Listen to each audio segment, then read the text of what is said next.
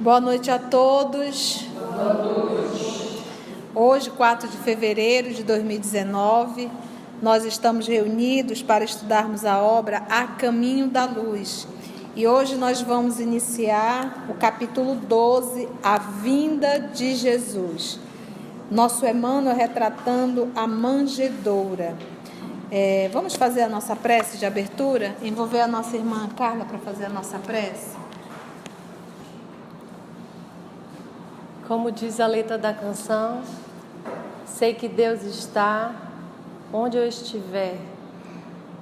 E assim onde estamos, Deus está, ainda mais reunidos em nome de Jesus, para estudar, para aprender, para melhorar. Que possamos respirar esse ar tão saturado de boas energias e que sintamos a presença de Deus a nos iluminar, a nos levar neste caminho de luz, para que possamos, enfim, caminhar com Ele todos os dias, sabendo que realmente Ele está conosco. Só falta a gente sintonizar e estar com Ele. Agradecemos a Tua presença constante conosco, Senhor, a Tua proteção, a Tua misericórdia em nossos dias. Obrigada. Muito bem. Então, que Jesus nos conduza. Nós vamos iniciar pelo Evangelho de Lucas. Vamos lá. Lucas, capítulo 2. Nós iremos do versículo 1 até o versículo 38. Nascimento de Jesus e visita dos pastores. Naqueles dias, apareceu um edito de César Augusto, ordenando o recenseamento de todo o mundo habitado. Esse recenseamento foi o primeiro, enquanto Quirino era governador da Síria. E todos iam se alistar, cada um na própria cidade. Também José subiu da cidade de Nazaré, na Galileia, para a Judeia, a cidade de Davi, chamada Belém. Então eles estavam na cidade de Nazaré e foram para a Galileia, né? A cidade de Nazaré, que é na Galileia.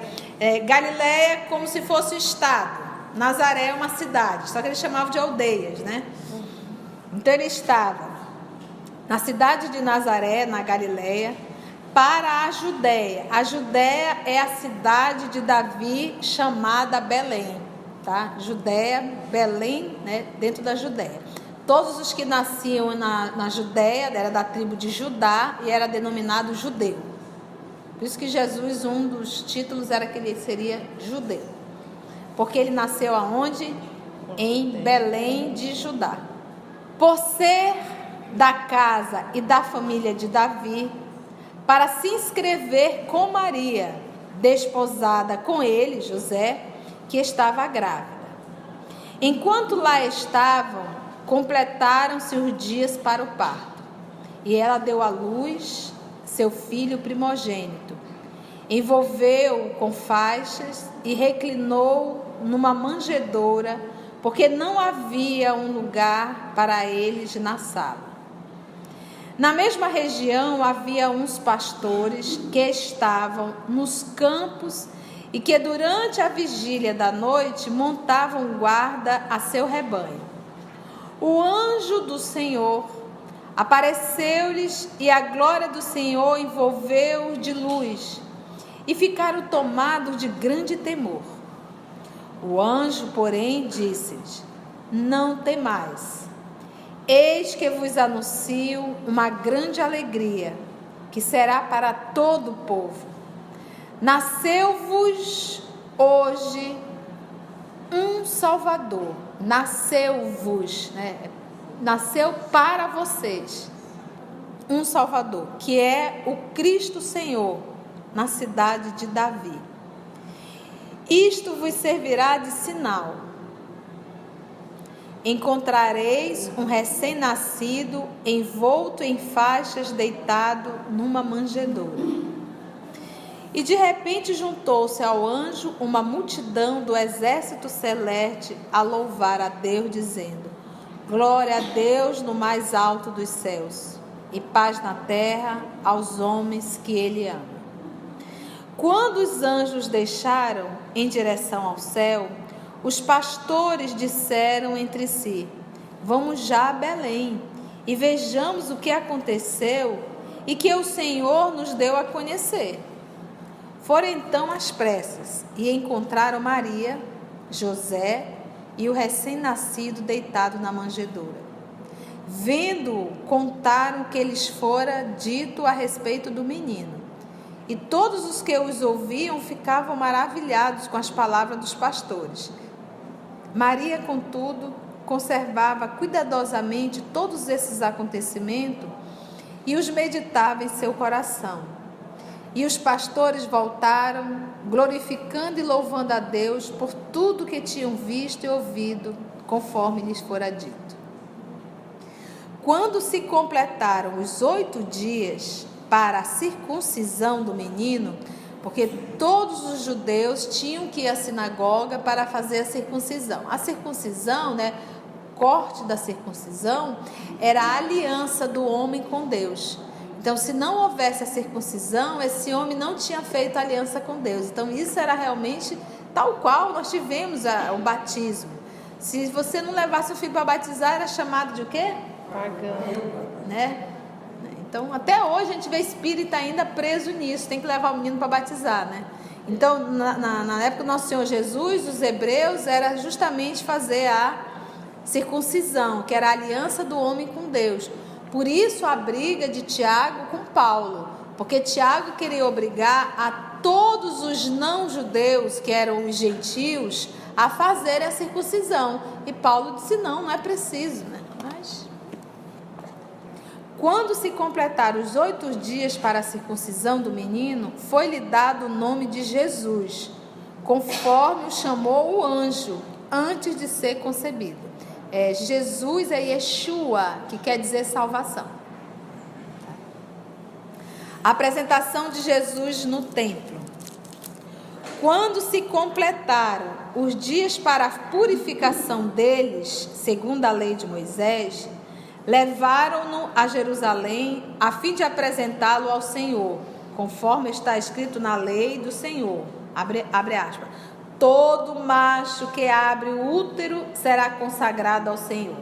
Olha, todo macho que abre o útero, a criança nascendo, o filho homem, E para oferecer em sacrifício, como vem dito na lei do Senhor, um par de rolinhas ou dois pombinhos. Eles levavam, sacrificavam o animal, porque tudo isso eram leis que estavam no Antigo Testamento, no Levítico. Então você seguia todo aquele ritual. E havia em Jerusalém um homem chamado Simeão, que era justo e piedoso. Ele esperava a consolação de Israel e o Espírito Santo estava nele. Dizem aí alguns pesquisadores, mas não tem nada fundamentado ainda, mas que Simeão seria filho de Léu, e pai de Gamaliel. Porque Gamaliel era realmente neto de Léu. Então Simeão seria filho de Léu. Léu foi o maior rabino dentro do judaísmo. Foi ele, junto com um grupo, que construiu as 2 regras: amar a Deus sobre todas as coisas e ao próximo como a si mesmo. Essa porque eram 600 e poucas regras de bom proceder. Aí o grupo se reuniu, o decálogo resume as 600, não precisa decorar 600. E aí veio Iléu com o grupo e disse: não, a gente pode reduzir mais ainda em 2: amar a Deus sobre todas as coisas e ao próximo como a si mesmo. Jesus veio com um novo mandamento. Ele diz: um novo mandamento vos dou: amai-vos uns aos outros como eu vos tenho amado. Esse é o mandamento do nosso Senhor Jesus, Então vamos ver aqui. Então pega-se a rolinha ou os pombinhos e leve sacrifício para levar o filho para ser oferecido a Deus. E havia em Jerusalém um homem chamado Simeão, que era justo e piedoso. Ele esperava a consolação de Israel e o Espírito Santo estava nele. fora-lhe revelado pelo Espírito Santo que não veria a morte antes de ver o Cristo do Senhor. Ele disse: tu não vai morrer antes de tu ver Jesus. Tu vai ver o Salvador. Que todos os judeus aguardavam a vinda do Salvador. Movido pelo Espírito, ele veio ao templo, e quando os pais trouxeram o menino Jesus para cumprir as prescrições da lei, né, levar o menino para ser batizado, fazer a oferta, né, em sacrifícios animais. E quando os pais trouxeram o menino Jesus para cumprir as prescrições da lei a seu respeito, ele, Simeão, tomou nos braços e bendisse a Deus, dizendo: agora, soberano Senhor, pode despedir em paz o teu servo, segundo a tua palavra, porque meus olhos viram tua salvação. Lembra como é o nome? Yeshua quer dizer o quê? Salvador. Que quer dizer Jesus, né? Segundo a tua palavra, porque meus olhos viram tua salvação, que preparastes em face de todos os povos, luz para iluminar as nações e glória de teu povo Israel. Isso está dito em Isaías e em Jó. Ele está citando o Antigo Testamento. Profecia de Simeão. Seu pai e sua mãe estavam admirados com o que diziam dele, de Jesus. Simeão abençoou e disse a Maria, sua mãe: eis que este menino foi posto para a queda e para o soerguimento de muitos em Israel. E como um sinal de contradição, e a ti uma espada traspassará a tua alma. Lembra de quando Jesus estava crucificado? Nos momentos finais, para que ele acabasse a agonia e acelerasse a morte, o que ele levou no coração? Lembra? Uma lança. E conta Maria que foi a maior dor dela. Foi quando aquela lança atingiu o coração do filho. Ele diz aqui: e a ti, mulher, uma espada traspassará a tua alma, para que se revele os pensamentos íntimos de muitos corações. Aí vem a profecia de Ana. Quem era Ana? Havia também uma profetisa, que hoje nós vamos chamar de médium, né? Chamada Ana, de idade muito avançada, filha de Fanuel, da tribo de Aser. Após a virgindade, vivera 7 anos com o marido. Ficou viúva e chegou aos 84 anos. Não deixava o templo, servindo a Deus dia e noite com jejuns e orações. Como chegasse nessa mesma hora, agradecia a Deus e falava do menino a todos os que esperavam a libertação de Jerusalém. Então nós conhecemos o nosso Simeão, que era um sacerdote e que tinha ouvido do Senhor, né, a voz do Senhor, dizendo que ele não iria morrer enquanto ele não visse o Cristo. E aí quando ele foi levado ao templo, e ali Maria, coincidentemente, estava levando Jesus para fazer a ligação do Cristo, né, com Deus, nosso Pai, todo aquele processo da cultura judaica. E ali ele olhou para o menino e reconheceu: esse é o Salvador. E não só ele, Ana também, quando colocou os olhos, disse: esse é o Salvador. Reconheceram. E Emmanuel vai falar justamente nesse capítulo dessa chegada de Jesus. Por que uma manjedoura? Uma caixinha onde os animais comem. E ali ela forrou com um paninho e colocou o filho ali dentro. Por quê? Quem são os O animais? Cristo Jesus chegou assim, numa manjedoura. Por que não ele não veio como um rei? Como os judeus aguardavam? Um guerreiro. Queria libertar o povo judeu da opressão dos romanos, né? Por que será que os fariseus achavam que Jesus desceria do céu, um carruagem? Antigo Testamento. No Antigo Testamento, os profetas tinha Isaías, que retratava realmente um Cristo sofredor, E aí você vai ver aí nos demais profetas falando de um Cristo guerreiro. Então, o que eles se apegaram mais? Aquilo que mais apetecia a eles, aquilo que mais enchia os olhos dele. Então, era muito melhor, na concepção deles, um Cristo guerreiro, e não um Cristo sofredor. Porque eles já vinham sofrendo muito. Né? Já vinham, eles odiavam a opressão dos romanos. Eles odiavam ter que pagar como? Os tributos a César. Isso era algo assim terrível para eles. Eles queriam se livrar daquilo. Então, quando se falava em libertação, eles estavam imaginando uma libertação no horizontal. Libertar dessa opressão dos romanos. E Jesus não veio para libertar ninguém de coisas materiais. Ele veio nos libertar de nós mesmos, fazendo esse movimento vertical. Que coisa pior do que orgulho e vaidade? Então, na verdade, nós não mudamos. Nós queremos coisas imediatas e não coisas eternas. Tanto é que a gente luta para alcançar coisas imediatas, mas não coisas eternas, que seria esse movimento na vertical.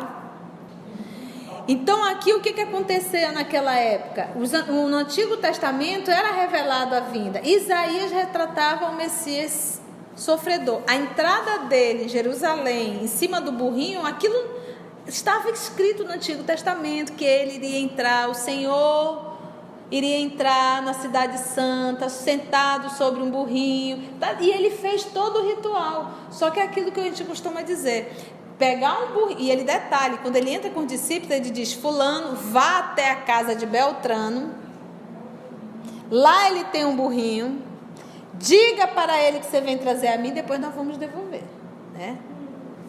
Olha aí, a pré-cognição, retrocognição. E os discípulos foram, e lá realmente estava um burrinho. Ele estava chegando em Jerusalém. Como é que ele sabia que lá teria um burro, né? É Jesus, né? O médium de Deus. E aí trouxe, e ele fez todo aquele processo. Tá? Subir no burrinho é fácil, mas levantar Lázaro do sepulcro, porque isso também estava na profecia. Ele iria levantar mortos. Não foi só Lázaro, Talita também. Devolver visão a cego que nasceu, cego de nascença. Levantar paralítico que estava paralítico há 30 anos. Libertar a Madalena da prostituição, porque sexolatria é uma doença, é um processo obsessivo. Libertar Paulo de Tarso do orgulho, da vaidade, do poder e da presunção. Então, ou seja, Jesus foi fazendo todo o métier, tudo como estava, para que o identificasse. Ele ainda diz: isso é feito para que se cumpram as leis. Mas ninguém quis ver. Ninguém quis ver, porque a gente só quer ver aquilo que agrada os nossos olhos, entendeu? Então ele foi fazendo tudo bonitinho. Então aqui nesse nosso movimento é a pergunta: por que uma manjedoura? Por que essa vida de silêncio por 30 anos? Por que um cargo de... E a mãe, e ele teria toda a oportunidade, muito inteligente. Os doutores da lei ficavam: que menino é esse? Da família de Davi. Da família de Davi, inteligente. Quem que não queria um rabino daquele? E a mãe foi interceder por ele. A mãe foi. Chegou querendo, ele já estava com 12 anos, ela queria apresentar para o filho estudar. Quando ela voltou, Jesus estava de pé, esperando a mãe. O olhar dele, ela já conhecia. Ele disse: o que tu queres? Tu não sabes que eu vim para servir o meu pai? A partir dali, o que ele mostrou para ela? Ele entrou, foi para a oficina e começou a aprender a carpintaria, e foi o que ele fez. Ficou quietinho lá, fazendo o trabalho dele de carpinteiro. Tanto é que ele era conhecido o carpinteiro. Isso não é aquele que faz os berços dos nossos filhos? Como é que agora ele é rei?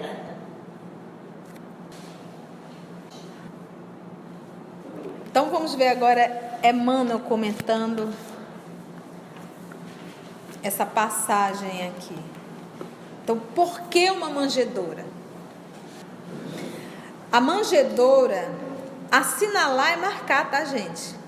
A manjedoura assinalava o ponto inicial da lição salvadora do Cristo.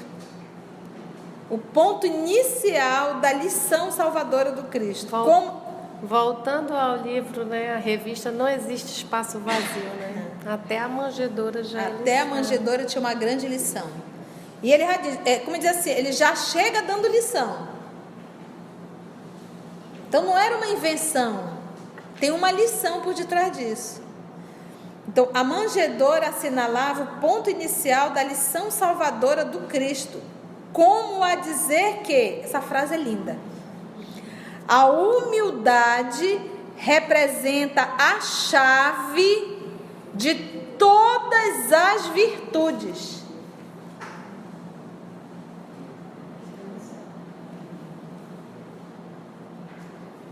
Qual é a função da chave? Abrir. Então, se nós não trabalharmos para desenvolver em nós a humildade, e a humildade não bate com orgulho e não bate com vaidade. Então, a chave para todas as virtudes é a humildade. Então, não tem como nós alcançarmos nada sem humildade. Humildade é o oposto de vaidade e de orgulho. Então, um vaidoso ou vaidosa, um orgulhoso e uma orgulhosa não tem como desenvolver absolutamente nenhuma virtude. Porque ela vai dizer, eu tenho orgulho de ser boa. Eu tenho orgulho de fazer caridade. Aí faz a caridade, tira a foto e põe no Facebook.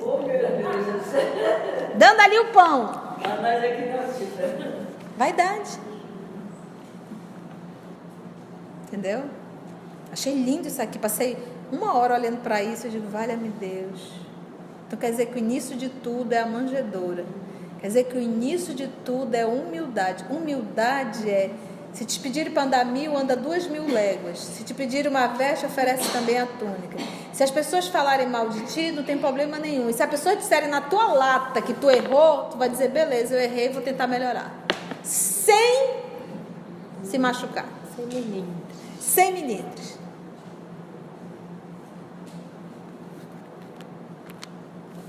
Porque se tem uma coisa que engata a gente, é alguém dizer, você errou. É alguém nos chamar a atenção.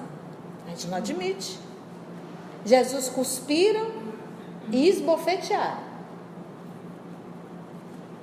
no rosto. Olha aí. A manjedoura, a humildade. Vamos ver a cruz. Então, como a dizer que a humildade representa a chave de todas as virtudes? Gente, se a gente morresse hoje, acabou, bateu o sinal, voltou. A gente larga tudo. Tudo e todos.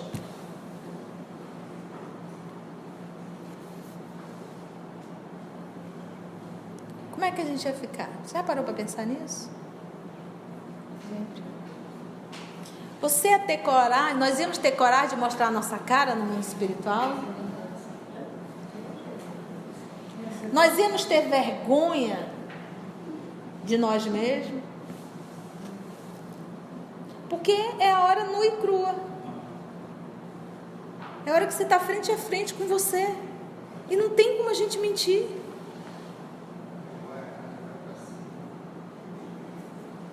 Então, eu acho que é assim que a gente tem que começar a parar. Porque não precisa ficar idoso para desencarnar, não. O jovem também morre. Não te esconde. Né, filha? Tem 2 jovens aqui lindos. Mas a todo momento a gente tinha que parar para pensar. Será que nós já não tivemos um parente, um amigo, um irmão querido que saiu bonzinho, que chegou só a notícia, morreu? Não deu tempo de dar tchau. Eu tive um irmão de 23 anos. Saiu de casa bonzinho, sofreu um acidente, acabou.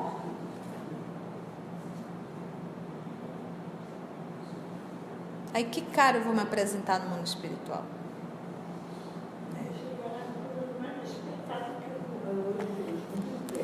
Então, eu acho que a lição, se nós conseguirmos aprender essa lição aqui, eu acho que se isso ficar na nossa cabeça para nós, todos nós, inclusive eu que vos falo, essa palavra, a manjedoura assinalava, indicava o ponto inicial da lição salvadora do Cristo, como a dizer que a humildade representa a chave de todas as virtudes.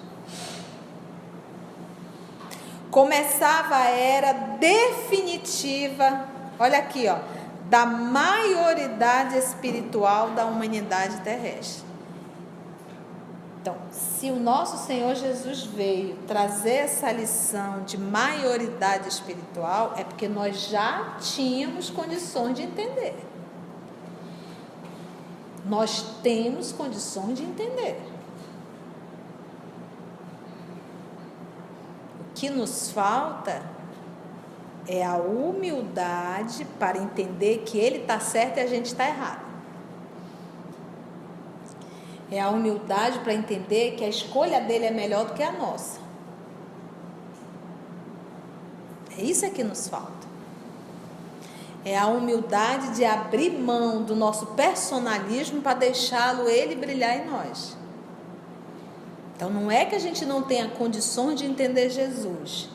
Nós não queremos entender Jesus. É diferente. Porque ele não ia trazer uma lição que, não, ele não tem condições. Não, mas eu vou dar uma adiantada. Imagina, pedagogo por excelência. Já está na hora, todo mundo entende sim. Ele diz, começava a era definitiva da maioridade espiritual da humanidade terrestre. De vez que Jesus, com a sua exemplificação divina, porque ele, numa condição de espelho vivo, ele refletia quem? Deus. 100%. Por isso é que ele diz, eu não vim para fazer minha vontade, eu vim para fazer a vontade do meu Pai. Então eu não estou aqui para atender meus caprichos pessoais. Eu vim aqui para fazer o que Deus pediu de mim. Aí você vai dizer, Constância, então Deus não pediu de nada. Pediu. E todos nós sabemos o que ele pediu. O que eu tenho que entender é se eu quero fazer ou não.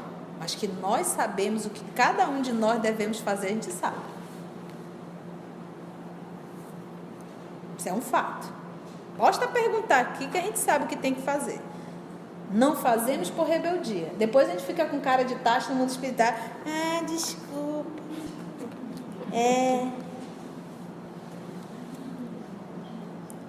De vez que Jesus, com a sua exemplificação divina, entregaria o código da fraternidade e do amor a todos os corações. Todos, não tem preferência. Gente, às vezes a gente tem tanta encrenca íntima que eu sou capaz de amar um pobre e um doente, mas não suporto um bonito e um rico.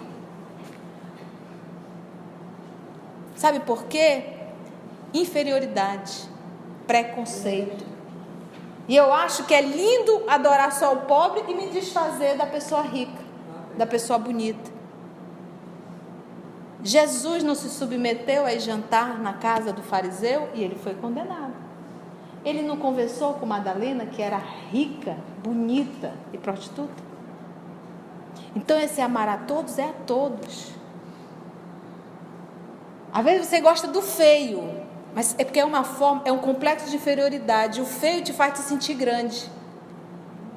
O pobre te faz te sentir superior. Isso é complexo de inferioridade. Uma pessoa mais bonita ou mais rica, isso te põe para baixo. O problema é teu, é psicológico. Que tem que ser tratado e que eu tenho que reconhecer isso. Então, às vezes a gente percebe pessoas que se dão super bem com pessoas pobres, mas não consegue se relacionar com ninguém acima dela. Então, são esse tipo de movimento que nós temos que entender. Humildade, entendeu? Então, passa por tudo isso e nós temos que fazer essa autoavaliação. Nós temos que fazer essa autoavaliação. É indispensável, senão a gente vai chegar com cara de taxa. E o pior que a doutrina espírita ela é muito clara, ela não põe pano quente, não. É isso e é isso. Ele continua com a palavra que só Emmanuel, debalde, né? Ou seja, em vão. Os escritores materialistas, olha só, ele já dá uma dica aqui, esse materialista, ele escreve pensando no vertical, ou ele escreve pensando no horizontal? Imagina uma pessoa escrever que Jesus se apaixonou por Madalena, casou e teve filhos. Que Jesus teve medo na hora da crucificação. Ele está falando dele na segunda pessoa. E como é que eu posso, com a minha cabecinha pequenininha, falar o que Jesus sentiu no Cristo? Em vão os escritores materialistas, na horizontal, de todos os tempos, vulgarizaram o grande acontecimento, ironizando os altos fenômenos mediúnicos que o precederam. A visita, eles chamam de anjo, hoje tem asas e tudo, mas a palavra anjo, se nós formos estudar, quer dizer o enviado, aquele que te traz uma notícia, é o carteiro. Não é espírito. Né? E hoje eles são espíritos. Seres que vieram do mundo espiritual para trazer. Quem de nós já não teve uma experiência com o mundo espiritual? E Maria teve.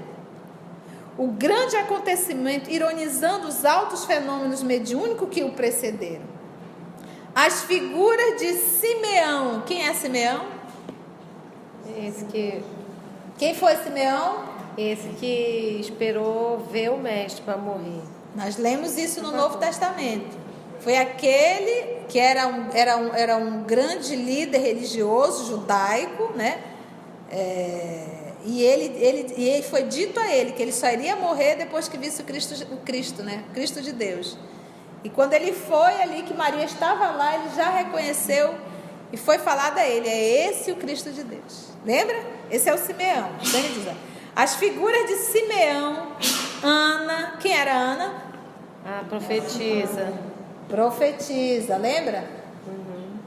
Por isso que eu trouxe o Novo Testamento, senão vocês iriam se perder. Pera lá, tinha pausa poética. Então, Pausa o Simeão, ele não olhou e viu alguém. Não, foi avisado.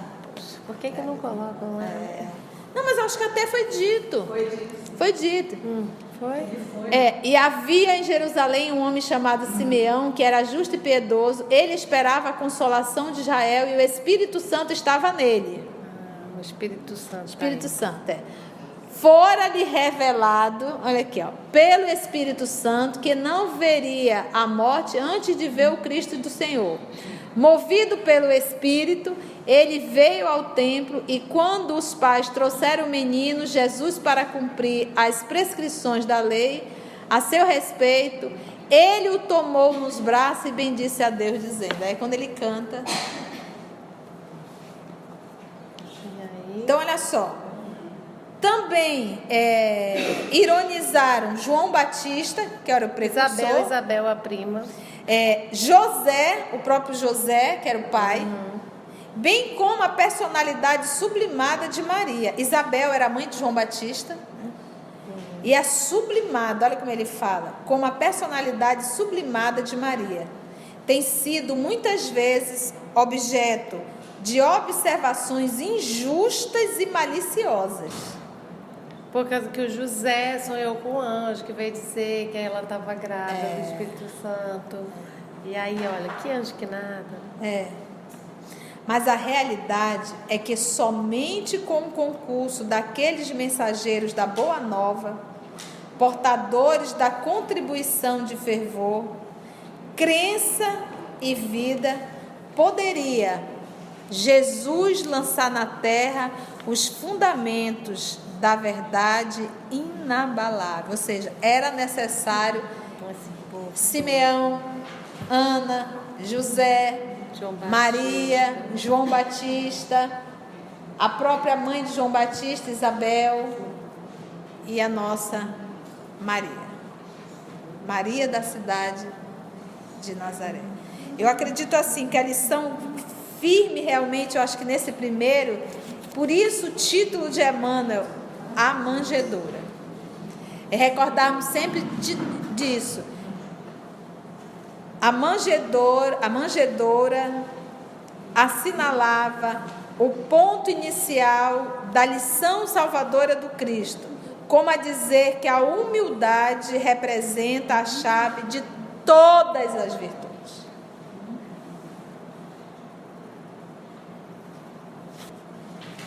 Alguma pergunta, meus irmãos, ou alguma colocação? Para mim, o José é fantástico, porque ele é de uma obediência, de uma humildade, né? Ai, se fosse antes, será que é para ir hoje ou amanhã? Ai, onde tem um burrinho? Gente, me ajuda com um burrinho. Tem uma mensagem de Emmanuel falando de José que... Ele vai, levanta e cumpre, né? Então, assim, para mim, ele é fantástico mesmo. E em silêncio, quase não se fala de José. Pouquíssimas coisas se sabem. Mas ele foi responsável, ficou sobre a responsabilidade dele a proteção de Jesus e de Maria. E a chegada de Jesus, ele como o modelo e guia da humanidade, não poderia ser um show de boi bumbá. Realmente continua naquela leveza característica das grandes almas. Né? Alguma pergunta, gente? Dá para ir mais um pouquinho só? Porque eu não quero correr muito, porque é muita informação, né? Vamos então, Cristo e os essênios. Você vai estudar dentro da doutrina espírita, não. Mas alguns irmãos espíritas que nunca abriram a caminho da luz, costumam dizer que Jesus esteve com os essênios. E o nosso Emmanuel deixa bem claro que não, e é só pensar um pouquinho para entender que não. Essênio, quem quiser anotar, era um grupo de um desenvolvimento espiritual muito grande, tá? Ele também desenvolveu esse lado apocalíptico.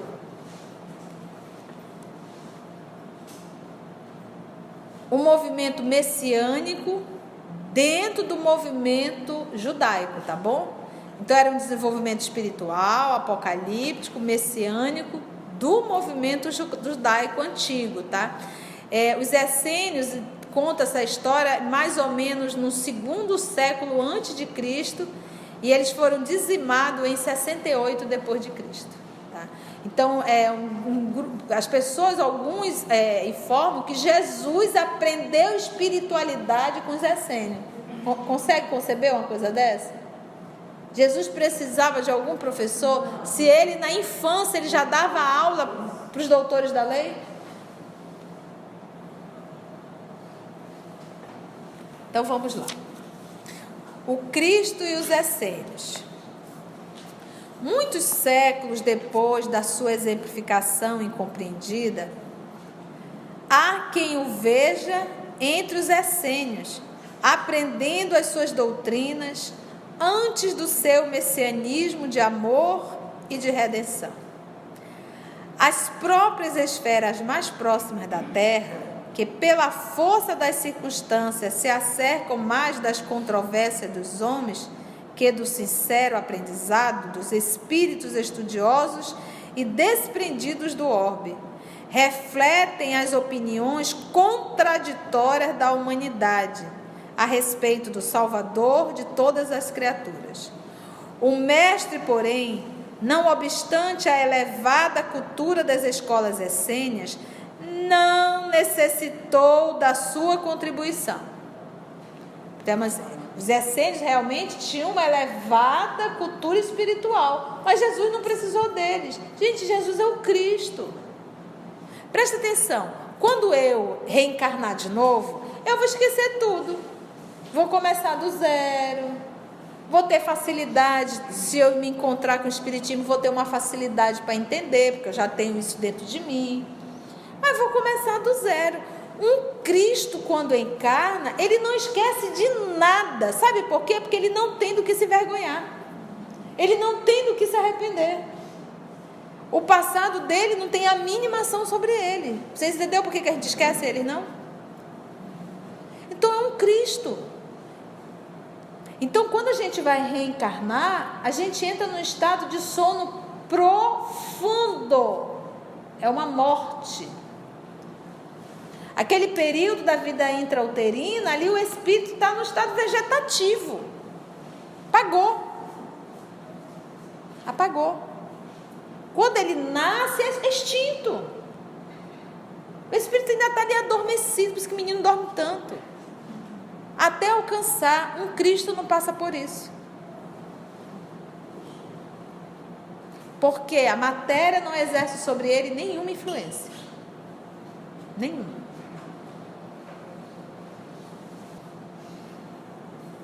É isso que nos falta entender.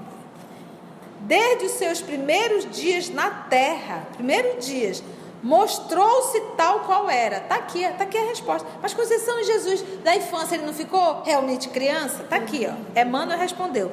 Desde os seus primeiros dias na terra, primeiro dia, recém-nascido, mostrou-se tal qual era, um Cristo.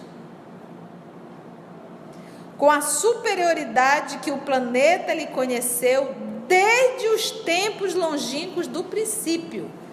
Está falando da formação do planeta, que ele já era um Cristo. Gente, quando a gente tem um filhinho, um netinho, encapetado, enjoado, cheio de gosto, já está mostrando de que vale ver.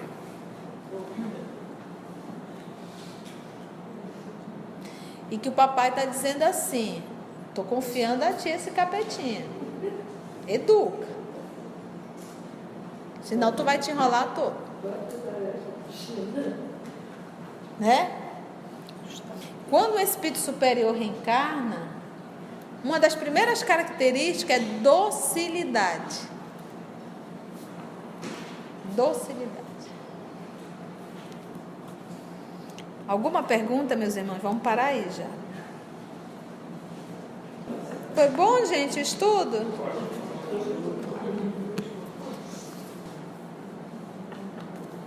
Vamos então envolver o nosso querido amigo, seu Valdeir, o nosso professor,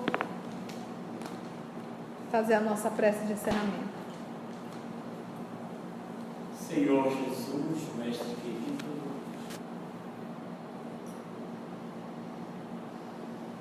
expressamos a nossa gratidão pela hora que passa, por essas lições que calam fundo em nossos corações, estudando e aprendendo na companhia de muitos irmãos desencarnados,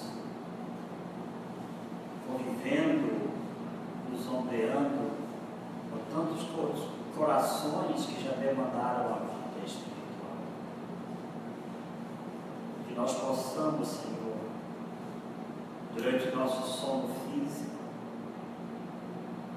refletirmos nesses conteúdos, percebermos que a hora é esta, já não há tempo para postergarmos o nosso legítimo esforço transformador. Porque, como foi dito, se fôssemos chamados hoje e poderemos, talvez adentrássemos a pátria do Espírito de cabeça baixa, a lamentar as oportunidades desperdiçadas. E aí, Senhor, nós precisamos muito do Teu divino amparo, através dos Teus mensageiros, dos nossos anjos tutelares, porque entregues a nós mesmos fracassaremos. Abençoa-nos, Senhor, e nos conduz aos nossos lares